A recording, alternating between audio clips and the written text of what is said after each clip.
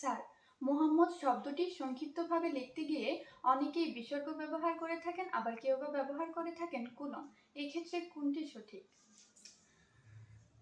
ধন্যবাদ সোমায়া, এটি একটি গুরুত্বপূর্ণ প্রশ্ন, কারণ বাংলাদেশের আনাচে কানাচে থেকে সচিবালয় পর্যন্ত এটির ভুল দেখা যায়। বিশেষ করে যারা ডাক্তার আছেন তাদের ক্ষেত্রে এই ভুলটা বেশি দেখা যায়। লিখে থাকেন ড আকার বিসর্গ শফিকুল ইসলাম। হ্যাঁ, এখন হচ্ছে যে বিসর্গ হচ্ছে জ্যোতির চিহ্ন না, এখানে কি বসবে? একটা জ্যোতির চিহ্ন বসবে, ঠিক না? নিয়মটা হচ্ছে কোনো শব্দকে সংক্ষেপ করলে শুধু একটি ডট হবে। আমি আবারও বলছি, কোনো শব্দকে সংক্ষেপ করলে শুধু কি হবে? একটি ডট হবে। এর একটি ইতিহাস আছে। আমরা জানি যে এই জ্যোতি চিহ্নগুলো আসছে ইংরেজি থেকে। আমরা দেখিনি আগে যে ইংরেজিতে কিভাবে ব্যবহার করা হয়। আমরা দেখি যে মিস্টার লিখতে গেলে তার যদি লেখি সংক্ষেপ করে M R dot mister, M R dot mister. যেহেতু এই জ্যোতি চিহ্নগুলো ইংরেজি থেকে আসছে, বাংলা ভাষায় ব্যবহার হলেও কিন্তু ইংরেজির মতো ব্যবহার হবে।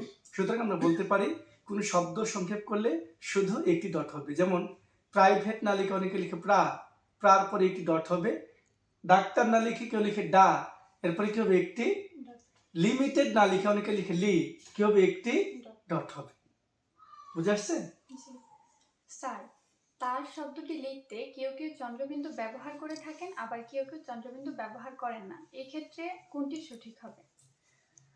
ধন্যবাদ। এর আগে আমাদের জানতে হবে যে চন্দ্রবিন্দুটা কেন ব্যবহার হয়।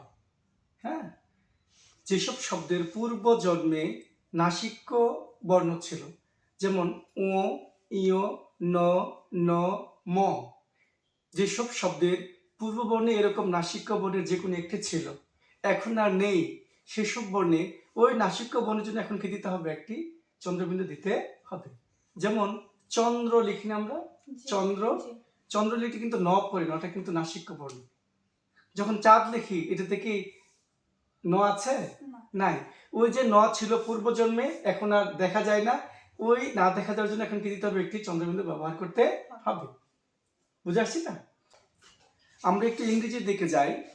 ইংরেজিতে একটা শব্দ আছে হি, প্রোনাউন, বাংলা যাকে বলি সর্বনাম। হি অর্থ একটি হচ্ছে সে। যদি ছোট হয় তাহলে লিখবো হি ইজ এ বয়, সে একজন বালক। যদি বড় হয়, হ্যাঁ, যেমন হি ইজ এ টিচার, সে একজন শিক্ষক বলবো নাকি তিনি একজন শিক্ষক বলবো? তাহলে তিনি বলতে কি ন আছে না? এটা কখন হয়েছে? সম্মানিত ব্যক্তির ক্ষেত্রে। ঠিক তেমনই যদি সম্মানিত ব্যক্তি হয় তাহলে তার আগে কি হবে? একটি, তার উপর একটি কি হবে? চন্দ্রবিন্দু হবে। আমি আবারও বলি, যদি সম্মানিত ব্যক্তি হয় তার লিখতে একটি কি হবে? উপরে চন্দ্রবিন্দু হবে। বুঝে আসছি না?